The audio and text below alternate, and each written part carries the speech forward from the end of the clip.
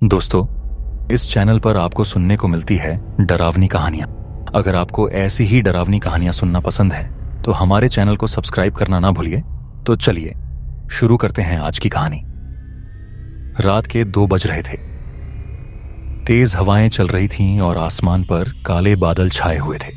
काली मोटी हवाएं किसी भूखे जानवर की तरह सरसरा रही और आसमान पर घने बादलों की फौज ने चांद को कहीं छुपा दिया था।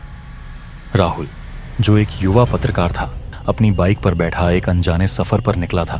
उसका असाइनमेंट था हॉरर स्टोरी। इस सफर में उसे उस जगह तक पहुंचना था जहां की कहानियों ने उसका ध्यान खींच लिया था। एक छोटे कस्बे के पास एक पुराना स्टेशन था, स्टेशन नंबर 43। ये स्टेशन कई सालों से बंद पड़ा है। कहा जाता है कि वहां अब कोई ट्रेन नहीं रुकती, लेकिन गांव वाले दावा करते हैं कि आधी रात को वहां से एक काली ट्रेन गुजरती है जिसमें सवार यात्री जीवित नहीं बल्कि आत्माएं होती है। राहुल ने इन कहानियों को अंधविश्वास माना, पर उसके पत्रकार के मन में एक जिज्ञासा थी। उसे ये जानना था कि क्या इस भयानक कहानी में कोई सच्चाई है। इसी इरादे से उसने अपनी बाइक का रास्ता उस स्टेशन की ओर मोड़ दिया। जब राहुल स्टेशन पर पहुंचा तो वहां का नजारा भयानक था। स्टेशन सुनसान और अंधेरे में डूबा हुआ था। चारों तरफ पेड़ पौधे उग आए थे जो हवा में ऐसे हिल रहे थे जैसे वे जीवित हों। प्लेटफॉर्म की छत टूटी हुई थी। टिकट काउंटर की खिड़कियां टूटी हुई और जर्जर हो चुकी थी। सबसे अजीब बात यह थी कि स्टेशन का बोर्ड डी टूटा हुआ था और उस पर सिर्फ एक ही अंक लिखा था, 43। यह कोई नाम नहीं, कोई जानकारी नहीं, सिर्फ एक रहस्यमयी नंबर था। राहुल ने अपनी घड़ी देखी। घड़ी में 2:15 बजे थे। रवि ने खुद से कहा, चलो देखते हैं क्या यहां सच में कोई ट्रेन आती है या नहीं। ये बोलते हुए उसने कैमरा ऑन कर दिया। प्लेटफॉर्म पर बैठते ही उसे एक अजीब सी बेचैनी महसूस होने लगी। वातावरण में अचानक एक खामोशी छा गई जो बेहद भयानक थी। यह खामोशी इतनी गहरी थी कि उसे अपनी सांसों की आवाज भी साफ सुनाई दे रही थी। तभी अचानक उसे दूर से एक रेल की सीटी की आवाज सुनाई दी। वो चौंक गया क्योंकि उसे पता था कि इस ट्रैक पर कोई भी ट्रेन नहीं चलती। धीरे धीरे पटरियों पर एक रोशनी चमकने लगी। ये रोशनी बेहद अजीब थी और ये किसी ट्रेन की हेडलाइट नहीं लग रही थी। फिर एक काली ट्रेन उसकी ओर आती दिखाई दी। ट्रेन बिल्कुल खामोश थी, न इंजन की आवाज न पटरियों की धड़धड़ाहट। बस उसकी खिड़कियों से एक अजीब सी पीली रोशनी आ रही थी। ट्रेन प्लेटफॉर्म पर आकर रुक गई और उसके दरवाजे अपने आप खुल गए।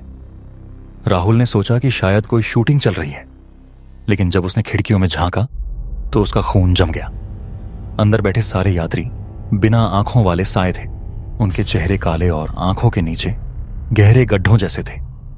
उनके शरीर से एक अजीब सी सड़ी हुई गंध आ रही थी। कुछ के गले कटे हुए थे, कुछ जले हुए थे और कुछ की हड्डियां साफ दिखाई दे रही थीं। अचानक पीछे से आवाज आई, टिकट चाहिए। राहुल ने मुड़कर देखा। उसके सामने एक बूढ़ा आदमी खड़ा था जो रेलवे गार्ड की पुरानी वर्दी पहने हुए था। उसकी आंखें लाल थीं और चेहरे पर एक डरावनी मुस्कान। राहुल ने कांपते हुए उस बूढ़े आदमी से कहा, यह स्टेशन बंद है, यहां कोई ट्रेन नहीं आती। वो बूढ़ा गार्ड धीरे से बोला, यह ट्रेन सिर्फ आत्माओं के लिए है। जिंदा लोग अगर इसमें बैठ जाएं तो कभी लौटकर नहीं आते। उस बूढ़े आदमी की बात सुनकर राहुल सन्न रह गया। उसे यकीन हो गया कि वो किसी अजीब जाल में फंस चुका है। वो पीछे हटने ही वाला था कि अचानक 2 अदृश्य हाथों ने उसे पकड़ लिया और ट्रेन के डिब्बे में धकेल दिया। दरवाजे अपने आप बंद हो गए और ट्रेन चल पड़ी। ट्रेन के अंदर का नजारा बहुत भयानक था। यात्रियों के कंकाल खड़े थे और वे अजीब तरह की आवाजें निकाल रहे थे। ट्रेन की खिड़की से बाहर देखने पर राहुल ने देखा कि ट्रैक के किनारे जली हुई लाशें पड़ी थीं। उसे समझ आया कि यह ट्रेन उन सब की आत्माओं को ले जा रही थी जिनकी मौत किसी रेल हादसे में हुई थी। अचानक गार्ड उसके सामने आकर बैठ गया और बोला, तुम्हें सच जानना है? फिर उसने बताया कि साल 1975 में यहां एक भयानक रेल दुर्घटना हुई थी। एक पैसेंजर ट्रेन इस पुल पर से गुजर रही थी। पटरियां टूट गईं और पूरा डिब्बा नीचे नदी में गिर गया। सैकड़ों लोग जिंदा जल गए, कईयों की लाशें कभी मिली ही नहीं। उस दिन के बाद से यह स्टेशन बंद कर दिया गया, लेकिन आत्माएं चैन से नहीं सो पाई और तब से हर रात ठीक 3 बजे ये भूतिया ट्रेन यहां से गुजरती है। गार्ड ने एक डरावनी मुस्कान के साथ कहा, अब तुम भी इसका हिस्सा हो जाओगे।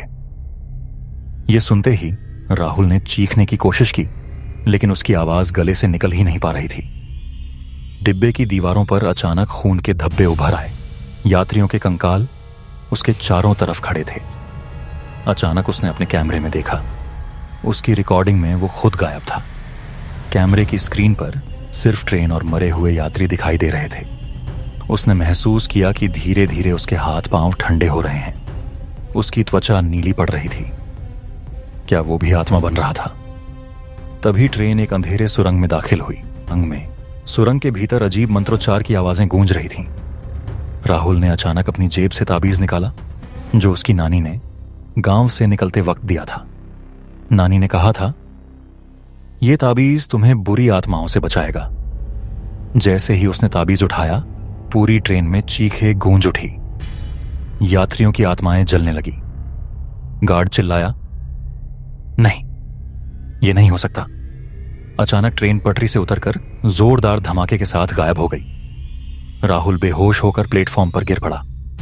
जब सुबह गांव वाले स्टेशन पर पहुंचे तो उन्होंने राहुल को जमीन पर पड़ा देखा। उसके हाथ में कैमरा था। जब कैमरे की फुटेज चलाई गई तो उसमें वही काली ट्रेन दिखाई दी, वही बिना आंखों वाले यात्री और गार्ड की डरावनी परछाई।